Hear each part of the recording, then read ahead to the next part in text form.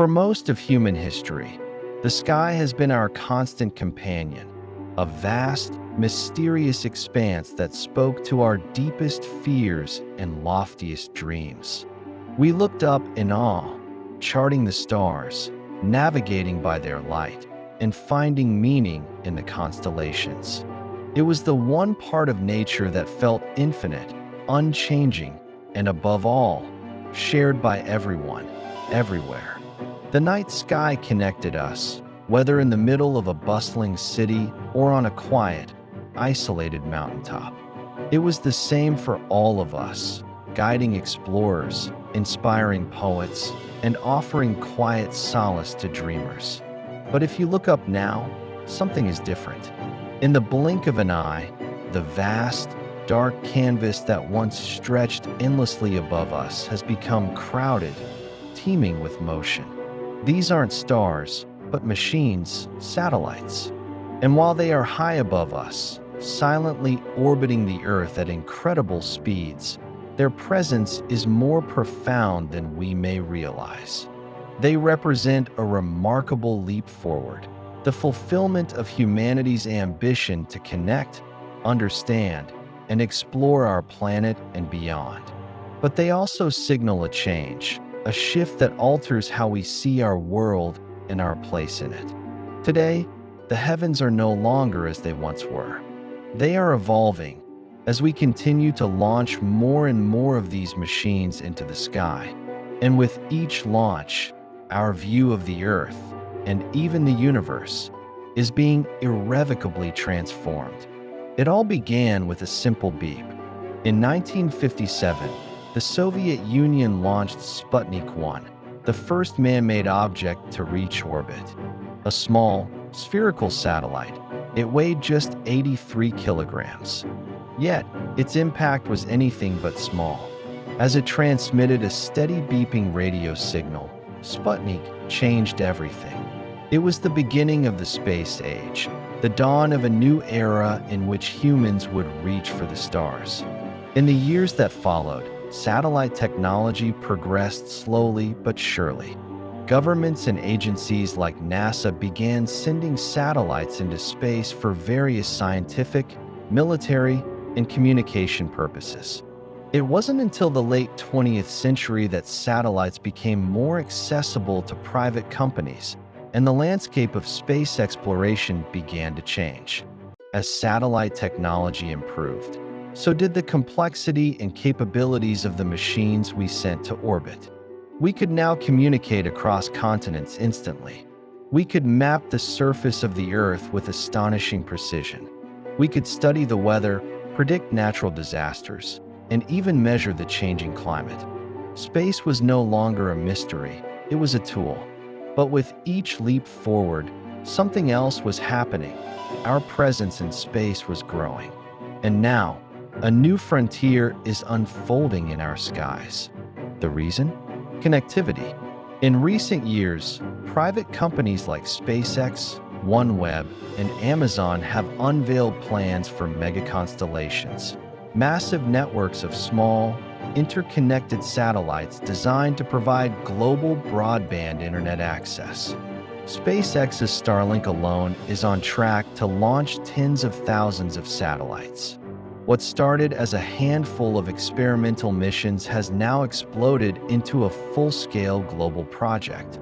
The idea is simple: bring high-speed internet to every corner of the world, especially to rural and remote regions where traditional internet infrastructure is unavailable.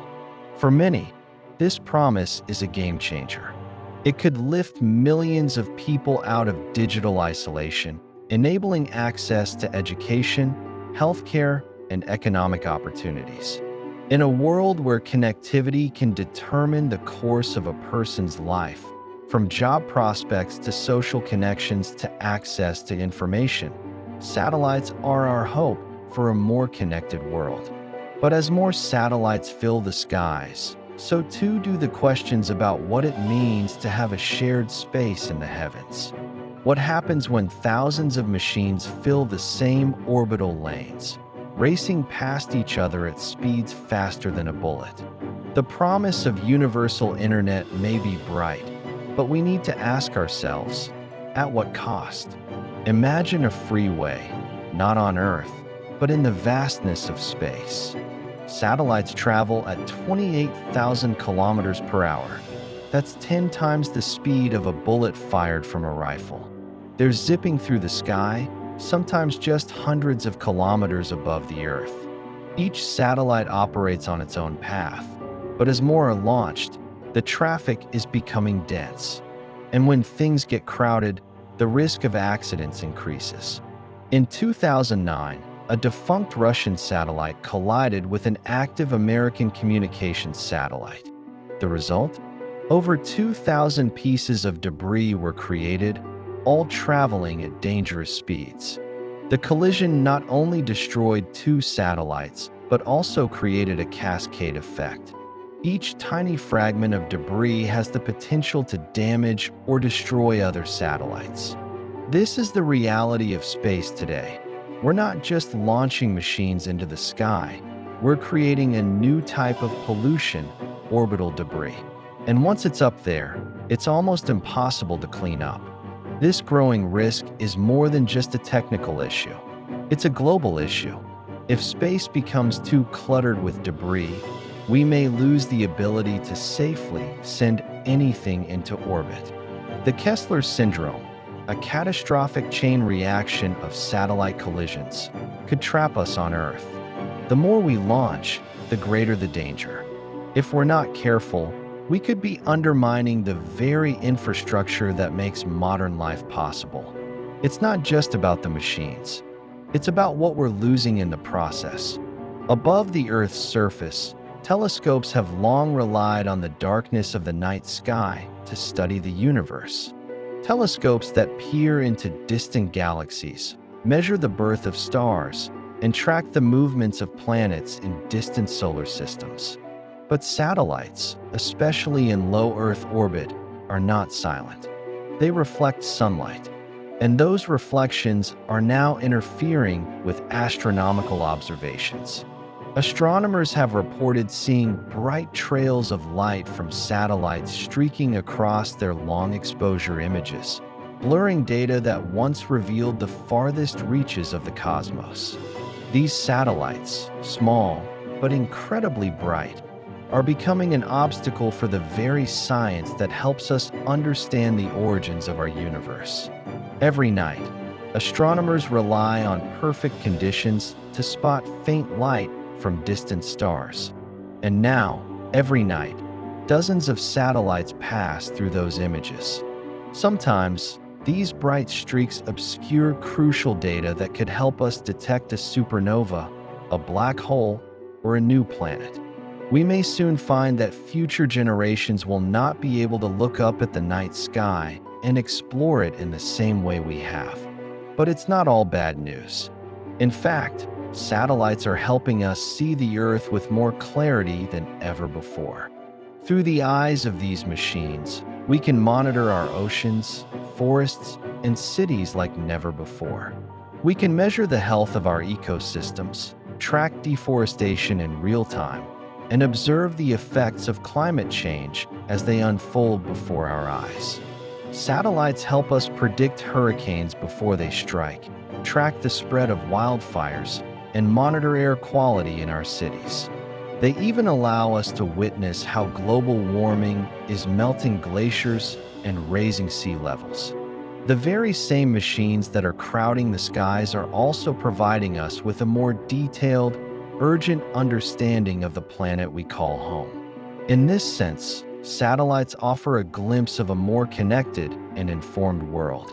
But even as they help us monitor the Earth's health, we must take a step back and consider the long-term impact of our growing reliance on space. As we continue to expand into the heavens, the question is inevitable: who owns the sky? The Outer Space Treaty of 1967, signed by over 100 nations, says space belongs to all humankind. It prohibits national ownership of celestial bodies and places space exploration under the domain of international cooperation. But that was a time when only a few countries, and a few satellites were involved. Today, private companies are entering the fray, and with them comes a new set of challenges. As companies like SpaceX launch thousands of satellites, we have to ask, who decides how many satellites are too many? Who manages space traffic? Who ensures that satellites won't pollute the environment of space, creating debris that will be nearly impossible to remove? We need a new global framework to protect the skies we share.